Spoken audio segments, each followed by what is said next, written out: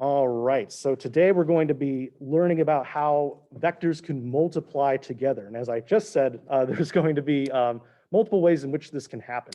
We're going to talk about the dot product today, and then in the following lesson, we are going to be talking about what's called the cross product, and they're significantly different from each other.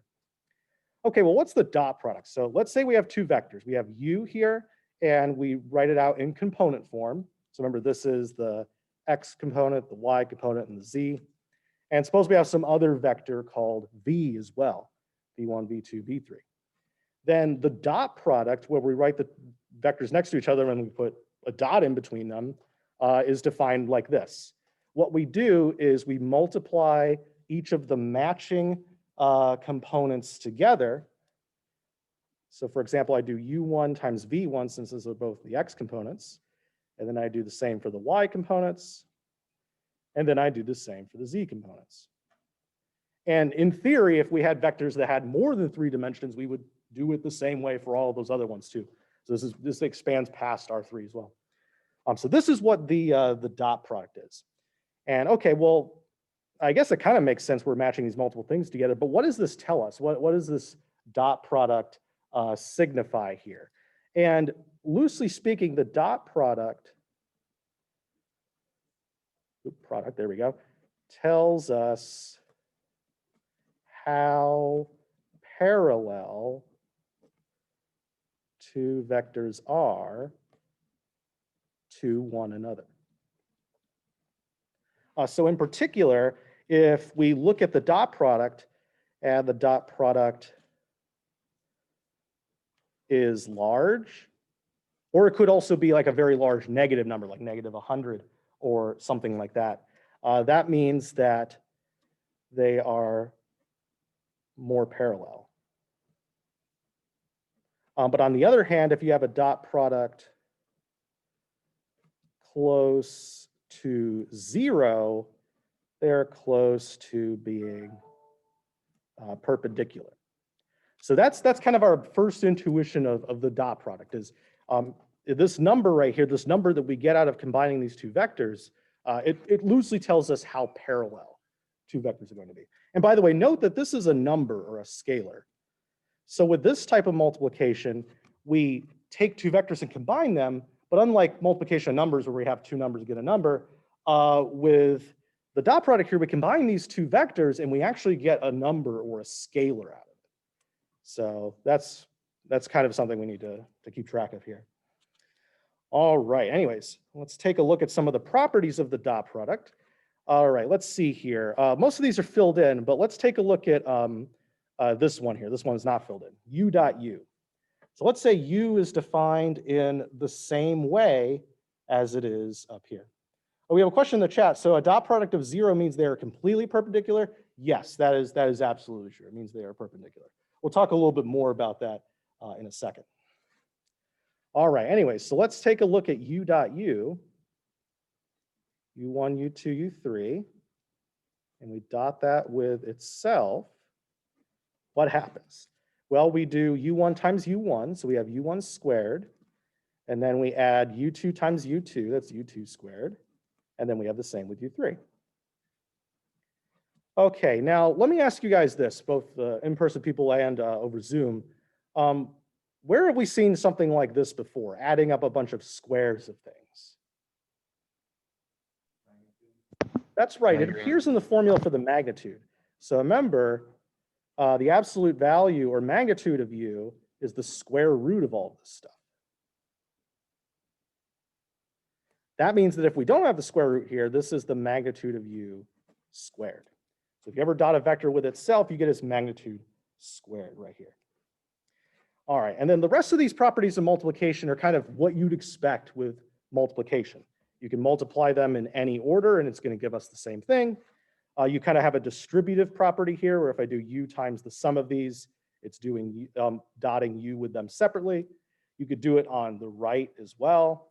And finally, if we have a scalar, we can attach the scalar to either vector before we do the dot product, and it'll be the same in any case. So I feel like they're kind of pretty obvious here. Is there a question? Oh, up. Oh, thank you. Sorry about that. All right, and then for our final one here, we have the 0 vector dotted with u, and that's going to give us 0. And that kind of makes sense because the 0 vector is 0, 0, 0. We have u1, u2, u3, and then 0 times each of these will give us 0 here. So 0 dotted with anything else is going to be 0 here. All right, 5 doesn't make sense. So let's take a look at this real quick. So this is the first equality, u1, v1, u2, v2, u3, v3. This is, like if this is number 1, this is number 1 as well. Let's take a look at what this one is. So if I have cu1, cu2, cu3, and I dot it with v1, v2, v3, when I do that dot product here, I'm going to multiply Cu and V together, just like I have with all of these. So I have Cu1, V1, Cu2, V2, and Cu3, V3. So this is saying that if we decide to attach the C before we do the dot product, it's going to be the same as if we do it after. See you later, yeah. All right. So those are the basic properties of the dot product. Now, I mentioned a little bit ago that the dot product was a measure of how parallel two vectors are with one another. So that kind of leads us to this result right here. So if we have u dot v, in addition to the way we defined it up above, then there's another way of writing this. You could write u dot v as the magnitude of u times the magnitude of v, and then times cosine of theta, where theta is the angle between the vectors here. All right, now one thing I'm going to do to save a little bit of time, remember last time I think I used this notation. If you want to express the magnitude of a vector, another way to do it is to just write the symbol for the vector but without the arrow. So another way we could see this written is uv cosine theta, but with no vector arrows up here. Remember, if you don't have a vector arrow and it's otherwise a vector, it's supposed to be the magnitude. All right, so let's see here. Actually, another way that we are going to see this pretty often is if we divide by this uv here. So we have u dot v divided by the magnitude of u, and then the magnitude of v is cosine of theta. This will be another form in which we see this equation. All right, well, let's get some practice computing some of these dot products here. So let's suppose u is this and v is this. Let's compute the dot product. All right. So that means we're doing root 3, 1, and 0, and we're dotting that with 1, root 3, and 0. Okay, so I have 1 times root 3 is root 3. I have 1 times root 3 is root 3. And then I have 0 times 0. So my dot product ends up giving me 2 root 3 right here. Where does the cosine come from? You could technically prove this result that it's equal to this using the law of cosines here. And why is it cosine specifically? Why is it not sine? We'll see that in a little bit. We'll see why cosine is the appropriate trig function here. But anyways, we get 2 root 3 as our dot product. And then we want to find the angle between u and v. That means we're going to solve for theta. So why don't we use this equation here, since that's pretty close to having theta on its own. So cosine of theta is the dot product of these two divided by their magnitudes. All right, now we already just figured out what the dot product is. It's 2 root 3 right here. And then now we just need to figure out what the magnitude of u is and the magnitude of v to fill these in. All right, so let's see. The magnitude of u is root 3 squared plus 1 squared plus 0 squared. What number is this going to be? Well, yeah, the inside will be 4, and then we have a square root of 2. That's right. All right, so u is going to be 2. That's the magnitude of the vector u. And then what's going to be the magnitude of the vector v? 2, right? Because it just has these numbers switched around. So it's still going to have the same thing in here. All right. So we have cosine of theta is 2 root 3 over 2 times 2. Well, some of these 2's cancel. So we have the cosine of theta is √3/2. And what angle will give us √3/2 for cosine? Pi/3. I'm pretty sure that one's 1/2. Yeah, we're going to do pi/6. Don't worry, I get those mixed up all the time too. Yeah, it's going to be pi/6 right here. So that's going to be the angle between these 2 vectors. All right. Oh yeah, what's up? So we got a question from the audience. How do you know which quadrant is in? It's not really in a quadrant per se, because remember, vectors are the same wherever you move them in the coordinates.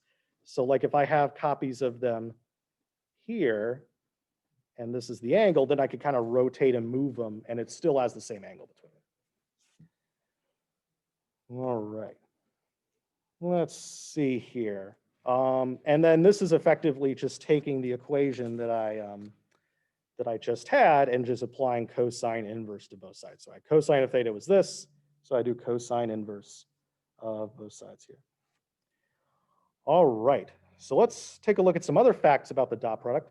2 non-zero vectors are referred to as orthogonal if the angle between them is pi/2. And orthogonal is effectively just another word for perpendicular. And you also may see it expressed as this symbol, where we have these 2 lines that are perpendicular to one another. All right, now, why is the angle going to be pi/2?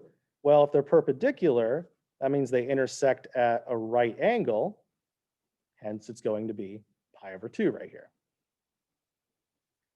Okay, now with this piece of information, we're going to move on to our next fact right here. U and V are orthogonal or perpendicular if and only if their dot product is 0. This means the logic goes both ways. If you have a dot product of 0, you're perpendicular.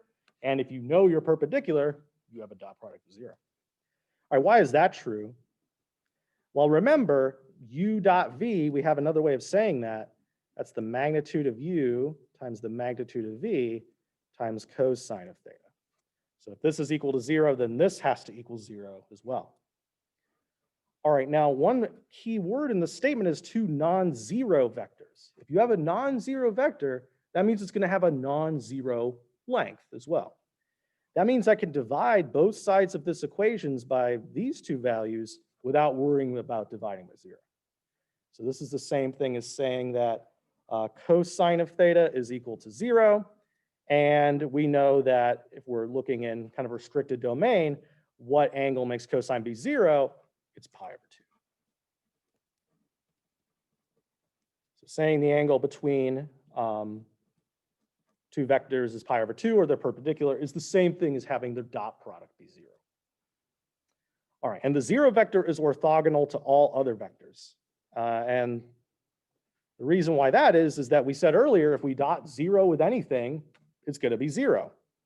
But then we also said right here, if we have a dot product of 0, then they're going to be orthogonal. So consequently, the 0 vector is orthogonal to every other vector here. All right, let's do some more concrete examples here. Find the angle between U and V if, wait a second here. Oops.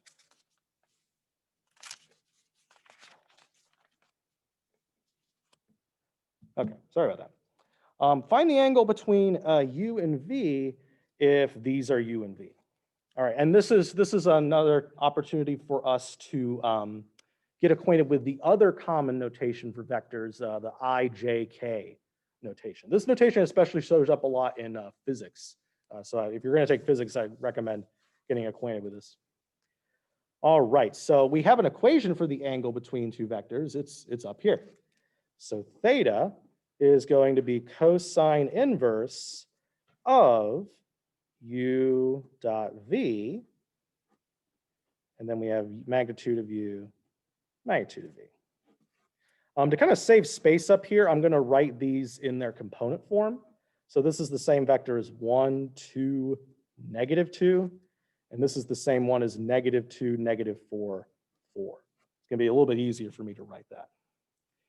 All right. So anyways, we have cosine inverse of 1, 2, -2, dotted with -2, -4, 4. All right, and then we're going to divide by the magnitudes of these. So let's figure out what the magnitude of u is real quick. So the magnitude of u is the square root of this component squared, so 1. We have this component squared, which is 4. And then we have this component squared, which is also 4. So this is going to be the, thank you. This is going to be the square root of 9, which last I checked, that's equal to 3. So we put 3 down there, and we'll also get ourselves the magnitude of v while we're at it. So let's see here. We're going to square -2. That's going to give us 4. We're going to square -4. That's going to be 16. And then we square +4. That will also be 16. All right. If I add all these together, I get root 36. And conveniently, that's another perfect square. So we have 6 right here. All right. So all that remains to be done here is to take the dot product on the top, simplify, and then see if this is maybe a common angle. So we can evaluate cosine inverse. All right. Let's see. Let's do the dot product here. So I have 1 times -2, that's -2. 2 times -4, it's going to give us -8. And then we have -2 times 4, that's also -8. Let me divide by 3 times 6. All right, let's see here. So we have cosine inverse, we have -2 minus 8 is -18. And on the bottom we have 18. This is cosine inverse of -1. And what angle is that going to be? What angle makes cosine be -1? Pi, that's right. There we go. So that's the angle between these vectors. Now, if we have an angle of pi between the vectors, that's a 180-degree angle. So can someone explain kind of visually what these vectors are doing? What's the relationship between these two vectors? That's right. Yeah, so they're parallel in opposite directions, or they're anti-parallel, as some people in the chat are saying. Absolutely. And you can kind of see it right here. If I multiply this by -2, I end up getting this one. So it flips the direction and stretches it by 2. All right, so let's try to do the same thing here. So theta will be cosine inverse of 1, -5, 3, dotted with 6, 0, -2 right here. And then we divide by u, v, where these are the magnitudes. All right, mix things up. I'm going to do the dot product first here. So we have 1 times 6 is 6. -5 times 0 is 0.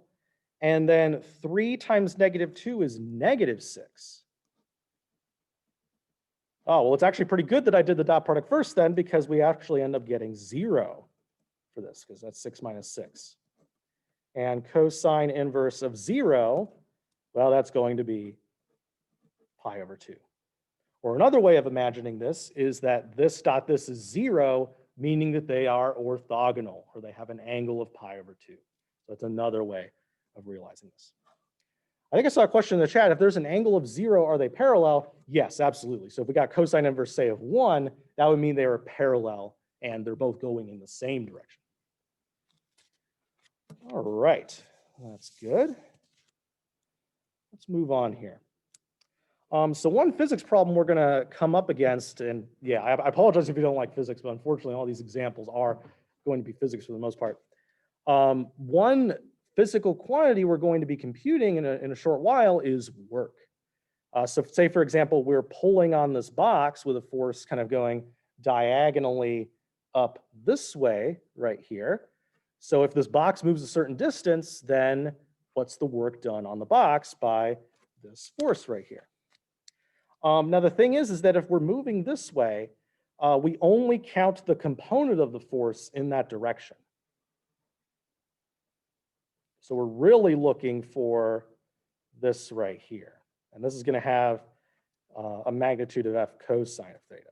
Because remember, whenever we have a horizontal component of something, it's going to be multiplied by cosine of theta to get there. Okay, so our motivation is trying to solve a problem like this. And effectively what we're doing in this situation is we're looking at this vector and it's almost like we're taking the shadow of it. So if our sun's beaming directly down on this vector here, then it's going to make a shadow that looks like this vector. Another way you can imagine it is there's kind of like a vertical dimension and a horizontal dimension, right? What you're effectively doing is you're taking this force vector and you're squashing down the vertical dimension. So it has no more height anymore. It only has length, and you end up with this vector right here. That's another way of imagining it. Okay, so this is going to bring us to something called the vector projection. So it's not just this situation where we could do this. We could do this with any number of vectors. All right, so the vector projection of u onto v, so u is the object. So this is the object. This is, you can imagine it as like the ground, and then the whole thing is like the shadow. That's the way to interpret this right here. Okay, so this is the vector projection. So for example, here, if I were to graphically draw it, I kind of take the shadow of this vector right here, and this would be the projection of u onto v. That would be this vector right here. And note that this is a vector. So it's the vector that we get when we kind of squash this one down to this line down here. All right. And then over here, what if it's going the other way? What if it's not even going to land on here? You could still have the vector projection. In this case, the thing is it'll just go in the opposite direction of v. So it'll be anti-parallel to v. So here the vector projection would be like this. Okay. All right, so let's talk about some properties of this. Well, let's see here. So we want to get the length of the projection vector. So how long is this going to be? Well, kind of like we talked about up here, whenever we have a horizontal component of something, and we want to know how long it is, we take the magnitude of the original and multiply by cosine. So, yeah, what's up? You have to move it up. Oh, okay, sorry. I'm doing bad at that today. Thank you. All right, anyways, so we're going to take the magnitude of our u vector and then multiply it by cosine of theta. That's how long this guy is going to be. All right, now what's a unit vector going in this same direction? Well, notice that this is the exact same direction as v, right? So we effectively just need a unit vector going in v's direction. What was my way of writing that? I write it a little bit different from other vectors. What was the thing I did here? The hat, that's right. So the unit vector for the projection and for v is v hat. And remember, we have a formula for this. V hat is the original vector v divided by its magnitude.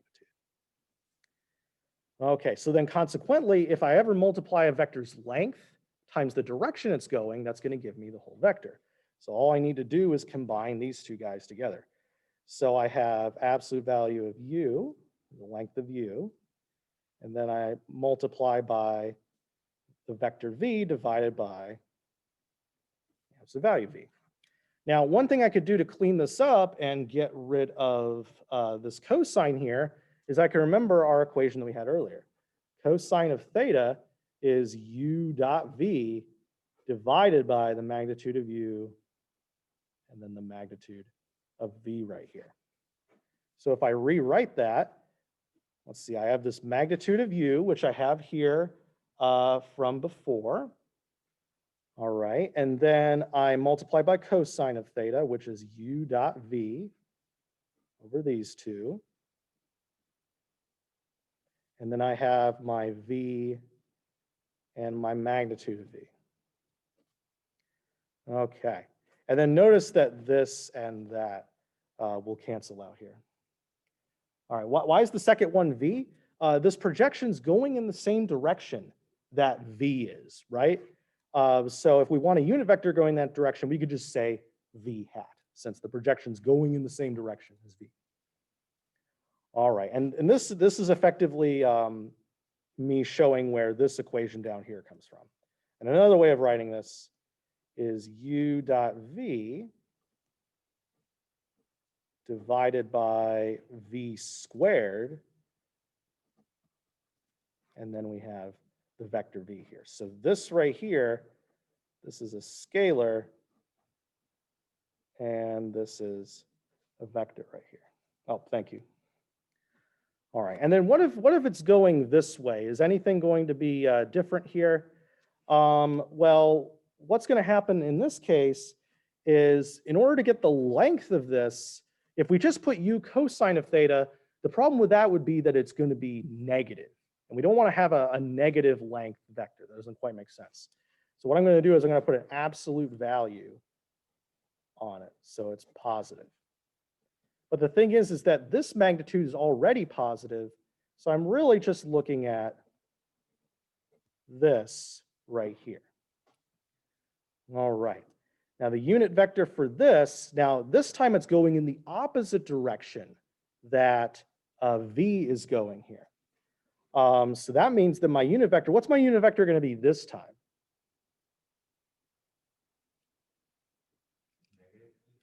That's right. Because this time it's going this way by default.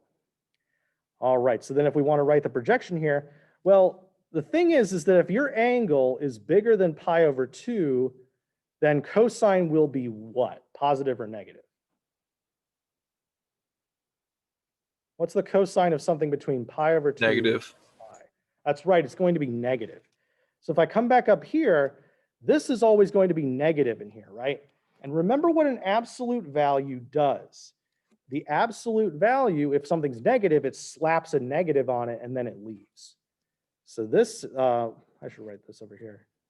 This is the same thing as negative u cosine theta. And when I don't write an arrow over u, remember that means the magnitude of u. That's shorthand for the magnitude. All right.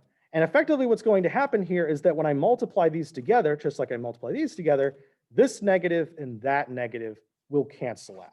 So I'm going to get the same thing as before. So even if you're going this way and it won't go directly down onto your vector here, you still use the same formula for the projection. All right.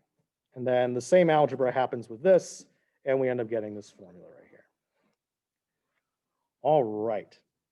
Now there's another quantity which we should be concerned with here. It's called the scalar projection. The way to think of the scalar projection is the length of the shadow. That's what the scalar projection is telling you. But it's negative if theta is greater than pi over 2. So if you're in this situation and your shadow is going like the opposite way of your ground vector or the thing being projected onto, then you're going to be negative. All right, and that's going to be this guy right here. It's effectively the stuff in front of this v, only there's a single absolute value v rather than absolute value v squared here. What are projections used for? Well, originally we're using our projections as kind of motivation for this, because we want to know how much force is being applied in this direction. So that's going to require us to do a projection here. So once we get a little practice computing these, then we'll go on to the application. All right, so let's take a look at an example of this. Let's see here. So find the unit vector v hat in this direction.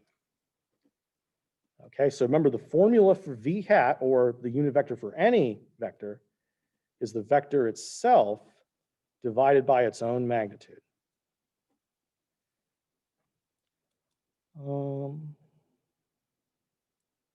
So vector projections are the magnitude of the vector multiplied by the unit vector in the direction of travel. You could say that about any vector. So remember, vectors are always just going to be your magnitude of your vector, and then times the unit vector for direction. You could always write any vector that way. And in particular, the magnitude for vector projections is the scalar projection. All right, so we're going to find this unit vector here. So V, let's see here. So that's going to be 6, 8. And then we're going to divide by the magnitude of V. All right, let's figure that out real quick. So we have V here. We're going to have 6 squared plus 8 squared. So what's the magnitude of V going to be? 10, that's right. So we divide this by 10. And then whenever we divide a vector by a scalar, we just divide each of the components by that scalar. All right, so that's just going to be 6 over 10, or 3/5, and then 8 over 10, which is 4/5. So there we go. This is going to be the unit vector in the same direction as V right here. Okay, now let's go up here. So find the projection. Oh, I got to go up a little more. Find the projection of W on V. So we're looking for the projection. And notice that this is not the original vector V. This is the unit vector V. So find the projection of W onto V hat. So that's what we're going to be concerned with here. All right, so let's go back to our formula here. So let's see. The thing casting the shadow actually doesn't show up very much at all in this equation. The only place where the shadow shows up is right here in the dot product. Everything else actually is whatever the ground vector is. So if there's no j given, then do you assume that it's going to be 0? Well, technically, for in this case, it's technically 1 times j. So we're going to assume that that y component is going to be 1. But if there were no j at all written here, then it's going to be 0. So the vector projection is showing how one vector affects another. Kind of. It's showing how much one vector goes in the direction of another vector. Like U is kind of going in the same direction as V, but not 100%. That's why this projection is less than V right here. All right, anyways, let's go ahead and use our formula here. So this is going to be V hat dot W, and then we have V hat divided by the magnitude of V hat squared.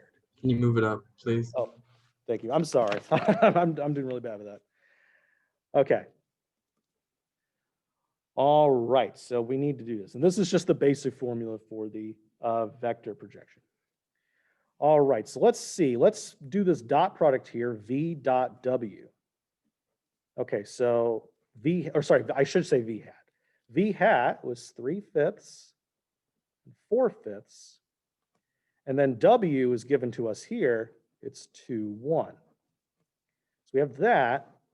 And then we divide by the magnitude of V hat squared. Now, what's the magnitude of V hat? 1, right? What's the magnitude of anything hat? 1, that's right. By definition, it's a unit vector, meaning it has magnitude 1. So this guy is 1. So we have a 1 squared there. And then we multiply by the vector V hat. So this is all a scalar right here. And we're multiplying by the vector V hat. So this is a scalar. And this is a vector. Okay, so let's see what this dot product is up here. So we have 3/5 times 2, that's 6/5. And then we have 4/5 times 1, that's going to be 4/5. And then divided by 1, I'm just going to ignore that. And then we have this vector here. All right, now let's see here. 6/5 plus 4/5, well, 6 plus 4 is 10. If we divide 10 by 5, this is just a fancy way of saying 2. So all in all, we multiply this by 2, and we have 6/5 and 8/5. And there we go. So this is going to be our vector projection of W onto V hat right here. All right, so let's practice computing one of these projections. All right, so now let's see an application of this here. Yeah, what's up? Just a second. It wouldn't matter whether we're projecting onto V hat or just V, right? Let's see here. So in that case, oh, yeah. Yeah, no, it's mostly about the direction that the ground is going in. So those should be the same. Yeah, we had a question in the audience. Does it matter if we're projecting onto the unit vector or onto the vector itself? And the answer is it doesn't matter at all, because we just care about what direction the ground is going in here. Can you explain one more time what a vector projection is supposed to do, what it's supposed to represent? A vector projection, if I go back here, it effectively tells you how much these two vectors are going in the same direction. So how much is u going in the direction of v? U is going this much in the direction of v. That's what's going on with this. And where did the 3/5, 4/5 come from? That was the unit vector for, oops, that was the unit vector for v right here. So it's a new vector? Yeah, that's right. All right, so let's take a look at this. A force is applied to a spacecraft with velocity vector 1, -2, 2. Expressed F as a sum of a vector parallel to V and a vector orthogonal to V. All right, so what are they asking us for this right here? Oh, how is it different than a component? It effectively is a component. You're effectively looking for the component of u in the v direction. That is what the vector direction or the vector projection is doing. All right, so let's see here. What we're trying to do for this problem is we're trying to write f as the sum of two things. And I'm going to write them like this. There's f parallel, and this is going to be parallel to this vector v. And then we have f perpendicular. This is going to be perpendicular to this vector right here. All right, so how are we supposed to figure out what each of these are? What we're going to do is we're going to figure out the parallel one first, and then since we know what this and then that is, we could subtract to get the perpendicular. Okay, so the parallel one, let's say V looks like this and F looks like this. Effectively, what we're going to do is we're going to take the vector projection of F onto V. We're going to use this as our F parallel right here. All right, so let's do our vector projection calculation. So the projection of F onto V right here. All right, let's see. So our formula for this is where we dot them together. We take the dot product, and then we multiply by this vector here, V. And then on the bottom here, we have the magnitude of V squared, like this. All right, let's see. So let's see what V dot F is. So we have 1, -2, 2, dotted with 1, 3, -5. And then we're going to divide by the magnitude of V. So here's a quick aside where I'm going to do the magnitude of V. This is the square root of 1 squared plus -2 squared. So 4 plus 2 squared. So this is the square root of 9, which is 3. All right, and then I'm squaring the magnitude here, so I'm actually going to put 9 down there. And then finally, it's going in the same direction as my V, i.e. we're going to be parallel here. All right, so let's do my dot product up here. We have 1 times 1 is 1. 3 times -2 is -6. And then -5 times 2 is -10. Okay, let's see. This is -16 plus 1 is -15. And then we divide that by 9. That's going to be -5/3. And so if I multiply this number into here, I have -5/3, 10/3, -10/3. And this is going to be my F parallel. this vector is going to be parallel to what V is. All right. So now that we know what F parallel is, we're going to go back up here because we know what F is. We know what F parallel is. So that means if we subtract, we can get what F perpendicular is. Okay, so that means, so let's, our original F was 1, 3, -5. Oh, thank you. I was going good for a while there. How do you know it's parallel or perpendicular? Remember, if we do a vector projection, the result will always be parallel to what we're projecting onto. So this is the vector projection that we just computed. It's parallel to V right here. All right. So I'm going to subtract here with my F parallel. -5/3, 10/3, and -10/3. Okay, let's see what we get from this. 1 minus -5/3, that's going to give us 8/3. All right. 3 minus 10/3, well, 3 is 9/3, right? So if I subtract 10/3, I'm going to have -1/3 right here. Then finally, I have -5 minus 10/3. So let's see, this is -15/3, and then minus and minus makes a plus. So that's going to end up being -5/3. And this is going to be F perpendicular.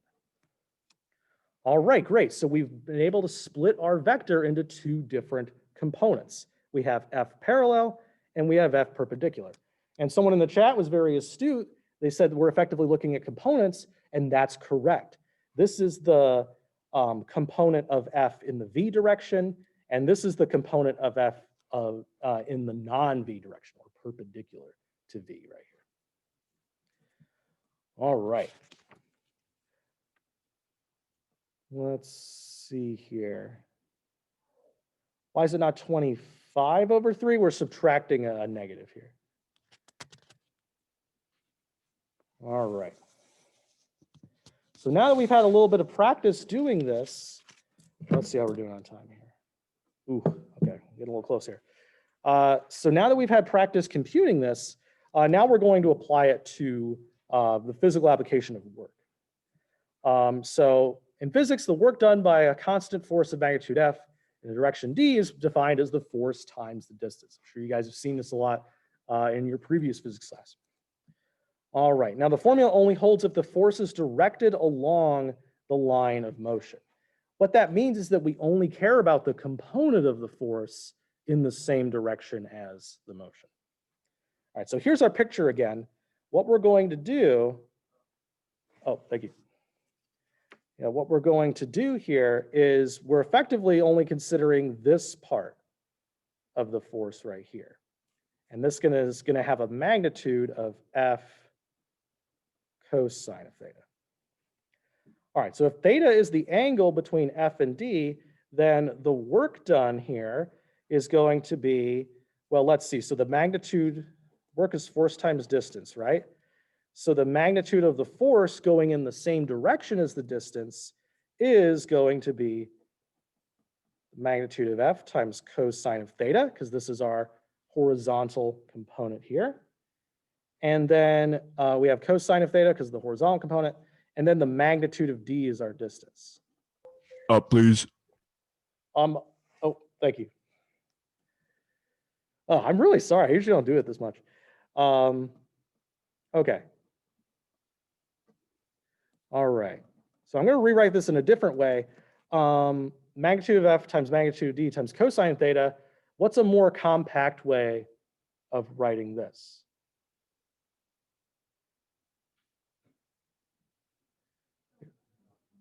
It's going to be the dot product. That's right. When we have these two magnitudes multiplied together, and then there's the cosine of the angle between them, that's the dot product. So another way of expressing work is it's going to be the force that we're applying dotted with the distance. All right, so let's take a look at an example of that. So suppose a boy is pulling a wagon with a force having a magnitude of 12 pounds on the handle and an angle of 60 degrees from the horizontal. He pulls the wagon 50 feet, find the work done by the force. All right, well, let's see. Work is going to be force times distance here. And we just saw that this is going to be the magnitude of the force times the magnitude of the distance times cosine of the angle between them. All right, so let's see. What's the magnitude of the force? Well, it says a force of magnitude 12 pounds.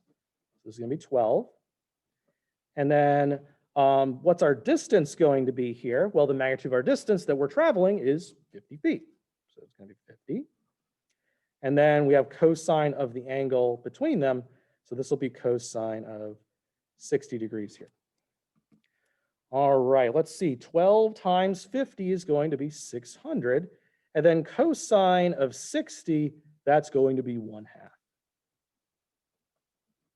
So this is going to be 300 as our result here.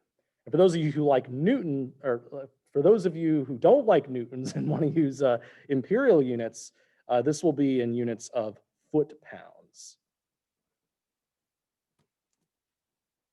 Yeah, there we go. All right, so this is going to be 300 foot-pounds. Yeah, I kind of agree with the chat here. I definitely prefer metric units, but man, that's what we have. All right. Yeah, so that's about it here. Does anyone have any last minute questions here? We have about a minute left.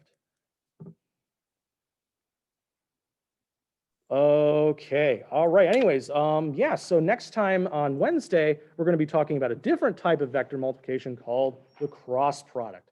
So I will see you guys then. Wait, Mr. Thank you, Buckerman. Mr. Manley. Yeah, no problem. Here, wait, I got a question. Yeah, what's up?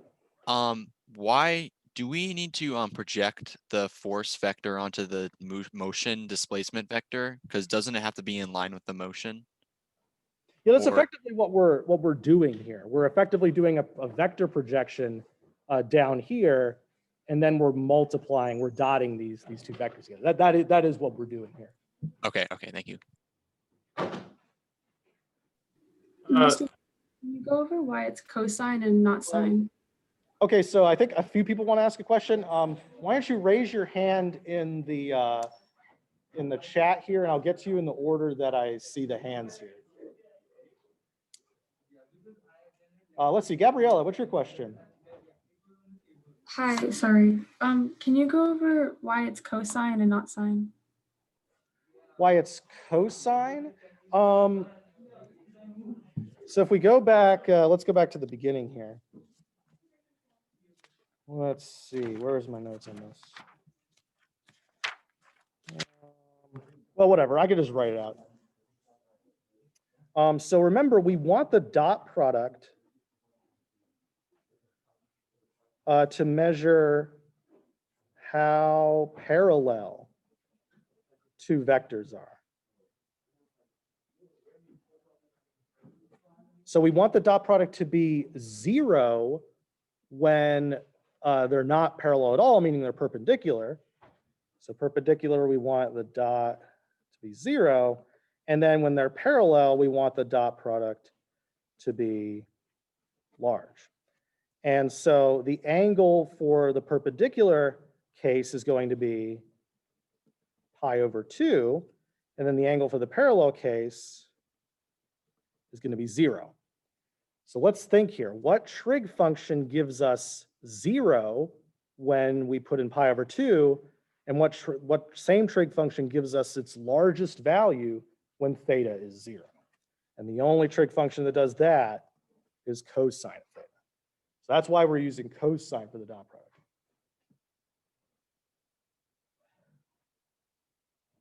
Oh, do you guys have a question? Is there a question? Oh, okay. Let's see, Kieran, what's your question? Yeah, my question is just about like the 4 homeworks that we'll have to submit to the TAs. Like how, like, do we have to like write out the questions and like all the steps that we did in our heads and everything, or just what like? Yeah, so you do need to show, like, you don't need to be super meticulous, but you do need to write it out and show some work, because your TA is going to ask for one of them randomly later on in the semester. So make sure you're writing these out, so when they ask you for it, you have it. Okay. Let's see, Sam, what's your question? Hi, can you hear me? Can you hear me, sir? Not very well. Can you speak a little louder? Yep, I can talk louder. Okay, Oh, that- there we go. Okay, I figured it out. All right, good. So the second to last application where we ended with a dot product, force vector times direction, or sorry, times displacement. That's like the final answer. That is what the work is. It's not the projection times displacement. So effectively what's going on here is we're doing the projection of F onto D Mhm. dotted with D, but it's going to end up giving us the same thing. This projection kind of has this cosine baked into it. So this and this functionally do the same thing. Okay, so on the far right, we have force vector times displacement vector. That's the same as the projection of F onto D times D.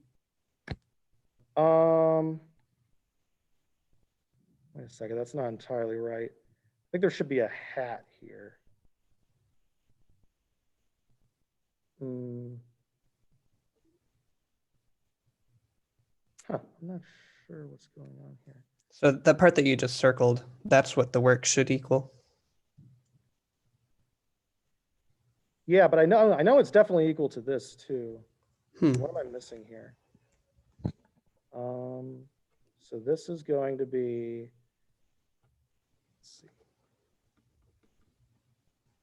D dot F, and then we have,